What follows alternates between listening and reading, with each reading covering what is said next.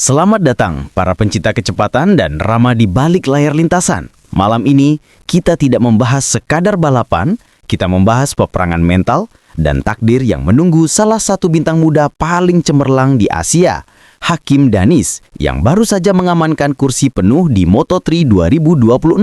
Ya, ini adalah kisah epik tentang janji, rivalitas, dan beban ekspektasi yang tampaknya sudah terlalu gila untuk ditanggung oleh bahu seorang remaja berbakat. Fokus utama kita, keberhasilan Danis melompat ke panggung dunia. MSI Racing Team sudah menunggu, kursinya sudah panas, namun dua bayangan raksasa menghantuinya.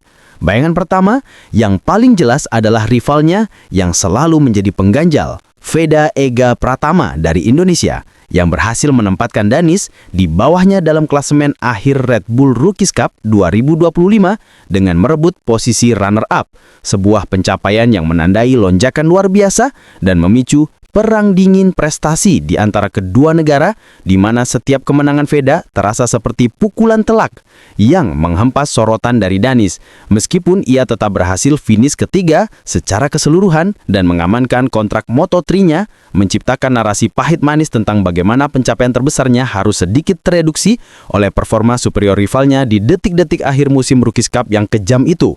Sebuah kompetisi yang dikenal sebagai kawah Chandra di muka paling brutal di dunia balap, tempat para pembalap junior didorong hingga batas absolut mereka.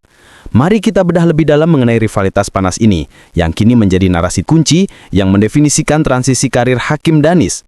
Kekalahannya dari Veda Ega Pratama, Veda, sang kesatria Gunung Kidul, telah membuktikan bahwa konsistensi dan kegigihan ala Indonesia yang ditandai dengan 3 kemenangan balapan dan konsistensi di papan atas sepanjang musim jauh lebih unggul daripada puncak performa Danis yang sedikit lebih sporadis di Rookies Cup 2025 yang brutal itu.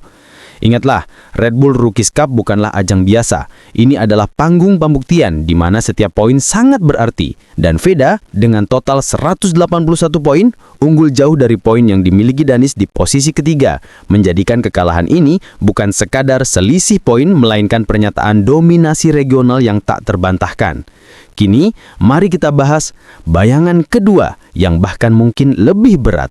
Sang juara Rookies Cup 2025, Brian Uriarte, seorang talenta Spanyol yang datang dengan restu dewa karena ia dididik dan diasuh langsung oleh Emilio Alzamora. Sosok yang bukan main-main, dia adalah mantan manajer legendaris Marc Marquez. Orang yang memoles The Baby Alien dari usia muda hingga menjadi juara dunia MotoGP 8 kali. Keterlibatan Alzamora dalam karir Uriarte memberikan konteks yang menakutkan. Uriarte tidak hanya punya bakat, ia punya cetak biru kesuksesan yang sama persis dengan salah satu pembalap terhebat sepanjang masa. Sebuah koneksi yang secara langsung meningkatkan bobot ekspektasi pada Uriarte, seolah-olah dia adalah the next Marquez yang tengah dipersiapkan secara sistematis. Dengan Uriarte diproyeksikan akan langsung bersinar dan Veda yang kini menjadi barometer regional, beban yang harus dipikul Danis di Moto3 2026 menjadi ganda. Ia harus membuktikan dirinya layak di samping Uriarte yang sudah diasuh oleh Raja Marquez, sekaligus harus mengungguli Veda sebagai bukti dominasi negaranya di level dunia.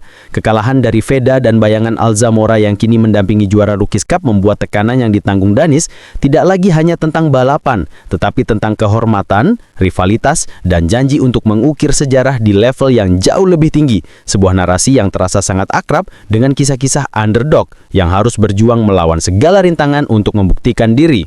Tetapi pembicaraan panas di pedok tidak berhenti sampai di pengumuman kursi Danis. Ini justru makin memanas dengan spekulasi gila mengenai bursa transfer Moto3 2026. Siapa yang akan menjadi rekan satu tim Danis di MSI Racing? Dan yang paling penting, di tim manakah Veda Ega Pratama akan berlabuh? Ingat, Veda bukan hanya runner-up Rookies Cup. Ia kini menjadi aset paling dicari oleh tim-tim satelit Moto3 Eropa. Bahkan gosip terbaru menyebutkan adanya minat serius dari tim sekelas Gresini Racing. Tim yang secara historis terhubung dengan transfer talenta Asia dan kini memegang kunci penting di ekosistem Ducati. Sebuah koneksi yang jika terwujud akan langsung menempatkan Veda di jalur cepat menuju Moto2, bahkan MotoGP. Jika Veda berhasil mendapatkan kursi yang lebih prestisius, itu akan menambah lapisan tekanan lagi pada Hakim Danis. Ia tidak hanya harus melawan rival, ia harus melawan persepsi bahwa Veda mendapatkan dukungan dan kursi yang lebih baik pasca Rookies Cup. Mengubah panggung Moto3 2026 menjadi medan pertempuran langsung antara dua rookie yang membawa nama besar negara masing-masing. Di tengah semua drama ini, langkah penebusan Dennis harus segera dimulai dengan adaptasi yang cepat dan performa yang eksplosif. Ia harus segera membuktikan bahwa kekalahannya dari Veda di Rookies Cup hanyalah blip sementara, dan bahwa dirinya, terlepas dari siapa yang mendidik lawannya, adalah paket komplit yang siap mengukir namanya dengan tinta emas, bukan hanya sekedar mengamankan kursi. Masa depannya di kelas dunia bukan hanya ditentukan oleh balapan, tapi oleh narasi yang ia ciptakan di tengah badai gosip dan rivalitas Asia yang kini telah mencapai titik didih tertinggi, memicu kehebohan yang membuat para pengamat dan fans tak bisa berpaling sedetik pun dari drama balap motor paling seru ini.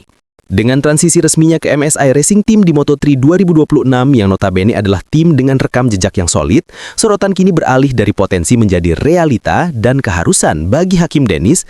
Kursi Moto3-nya tidak hanya didapatkan dari performa individual yang solid, tetapi juga dari dukungan besar yang menyertai kepindahannya, yang berarti ia harus siap menghadapi tekanan politik dan publik yang jauh lebih intens dari yang pernah ia rasakan.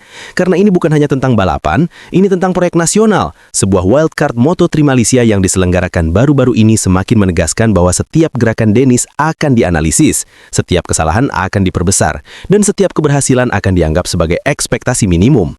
Bayangkan ini, di satu sisi ada Veda Ega Pratama, rival abadinya, yang kini menjadi hot topic di bursa transfer Moto3 dan berpotensi menjadi rekan satu tim atau rival lagi di Grid 2026, melanjutkan derby Asia Tenggara yang selalu panas. Di sisi lain, ada Uriarte dengan DNA Marquez dari Alsamora akan menjadi standar emas yang harus ia kejar.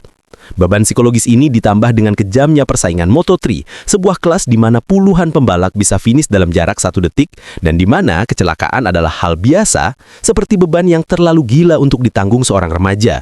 Seolah-olah dia dituntut untuk melompat dari kolam renang anak-anak langsung ke tengah Samudra Pasifik saat badai.